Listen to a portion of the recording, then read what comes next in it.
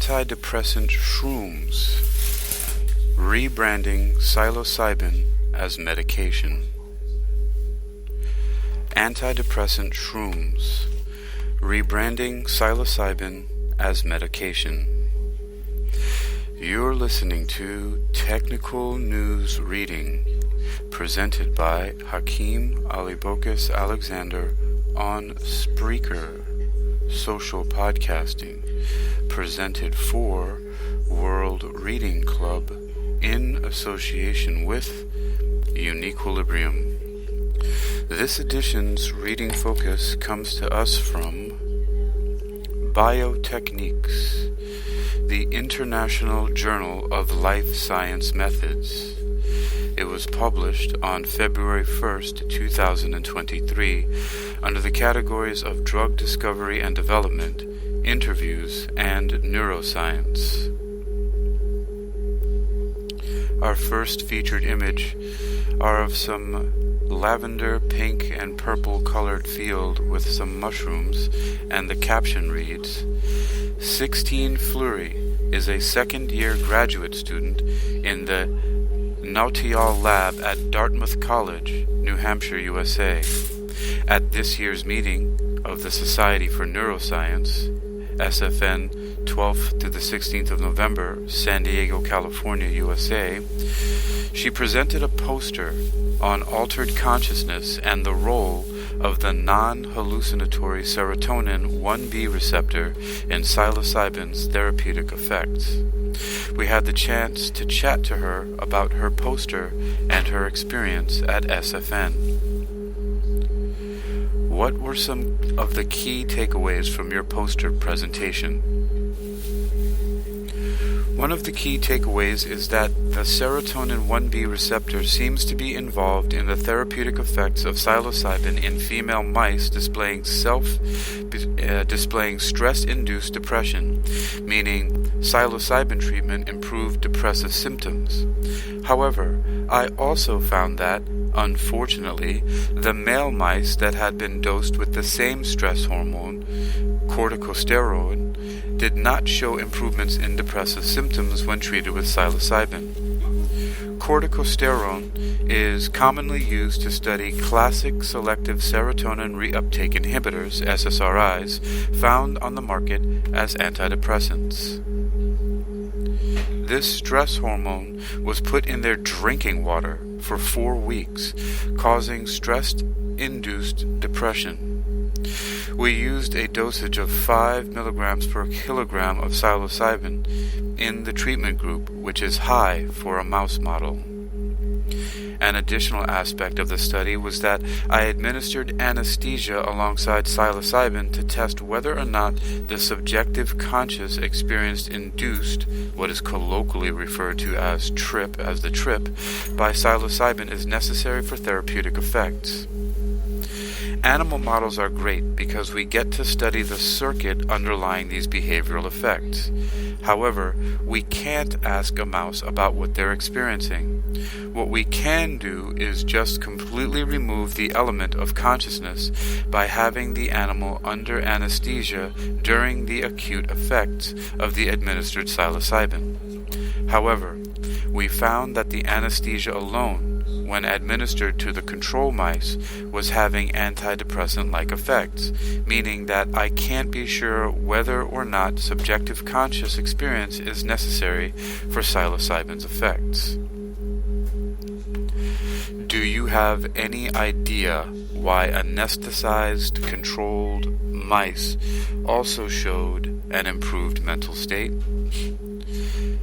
Yes, we did a little bit of digging, and it turns out that a lot of anesthetics have some antidepressant properties. You might be a little bit more familiar with ketamine, for example. That's being used for anesthesia, but also has been shown to have some antidepressant-like properties. This anesthesia-induced improvement to mental state is a confound we are going to have to work with. We do have another idea to remove consciousness in a different way that wouldn't involve anesthesia, but we might also try to find another anesthetic that doesn't have these properties. At this stage, have you found anything in your research that explains why male and female mice react differently to psilocybin? I'm not sure why male and female models differ when responding to psilocybin. I've seen a few posters around that are showing some sex differences with psilocybin and other psychedelics. In my study, it seems to be related to the stress hormone that we're using, which appears to be more potent in males than it is in females. What's more notable for me at this point is that a classic SSRI can improve depressive symptoms in male mice dosed with the stress hormone, but psilocybin can't. In females, there's such a clear therapeutic effect of psilocybin, which may imply that I think it's the corticosteroid-psilocybin interaction that's causing problems for the males. What were the key techniques used to generate your poster data? I developed a behavioral assay for measuring symptoms associated with depression, including lack of motivation, lack of pleasure-seeking, or the inability to feel pleasure, stress, and anxiety. This assay included what I call a 6-bottle choice preference test, in which we can measure motivation and reward using sugar water. Another task we had the mice do was the novelty suppressed feeding task. This is a conflict-based task where you put the animal, which has been deprived of food, in a stressful, novel environment. The animal must then overcome the stress to eat food placed in the center of the environment. The other two assays we employed were the elevated plus maze task and the forced swim test task, both of which are classically used to measure stress. The administration of psychedelics in healthy subjects requires highly trained staff and facilitators specifically trained to identify and manage adverse events. However, when such trials are conducted in a confined clinical setting with around-the-clock subject supervision, efficient adaptations can be considered to ensure a safe and efficient clinical approach. Do you have any comments on the recent success of the Phase 2 clinical trial with psilocybin in humans and what it means for this kind of research? I think it's really interesting. There's definitely strong clinical potential. It seems like one high dose is sufficient to induce long-term therapeutic effects. This would be a nice change from classic SSRIs, which require daily doses and usually take a couple of weeks to kick in. Plus, we don't really know which pathways they actually impact to induce these effects. One thing's for sure that we've seen from our study is that there are likely different mechanisms of action between classic SSRIs that are currently on the market and psilocybin. Another thing to note is that a lot of these human studies are showing potential with high doses of psilocybin. I would encourage people to remember that it is a powerful substance and that in a clinical setting there's a lot of potential, but I would strongly advise not to self-medicate. A lot of these studies are also accompanied by psychotherapy for months following the psilocybin treatment. What's more, the treatment is administered in a safe and well-controlled environment. Until we know more about the actual mechanisms of psilocybin and its side effects, we can't make any kind of strong statements about whether or not psilocybin should be commercially used in humans. Is it difficult to shed the stereotypical pop culture kind of image of psychedelics and establish them as a field of neuroscience research?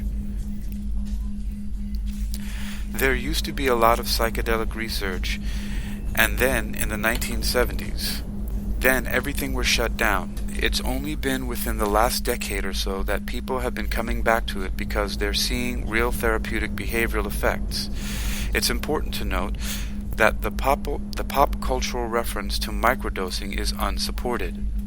To this day, no significant study has shown that microdosing works. In fact, animal model studies and clinical human studies are all using high doses. I think that's why I've been really interested in looking at the non-hallucinatory context of psilocybin, because it is such a powerful substance with great potential for good, but it scares a lot of people.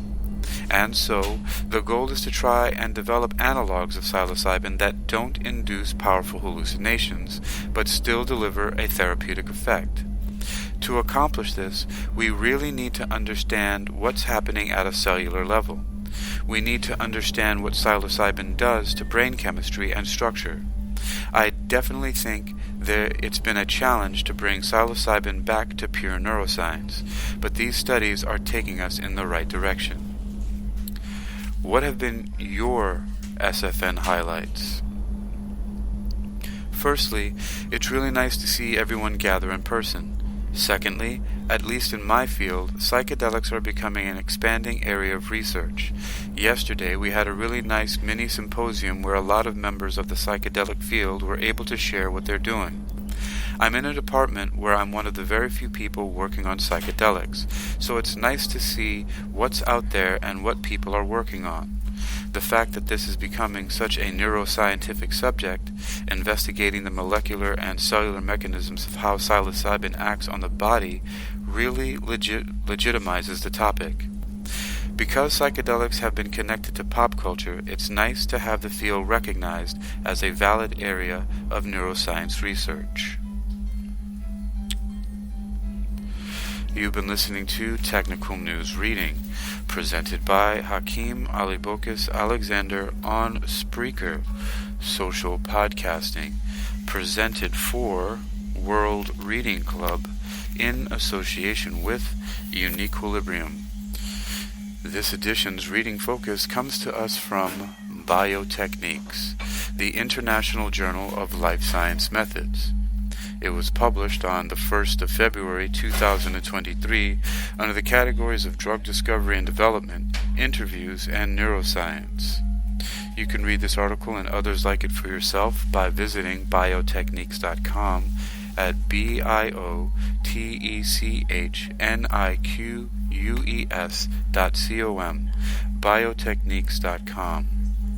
Antidepressant shrooms, rebranding psilocybin as medication.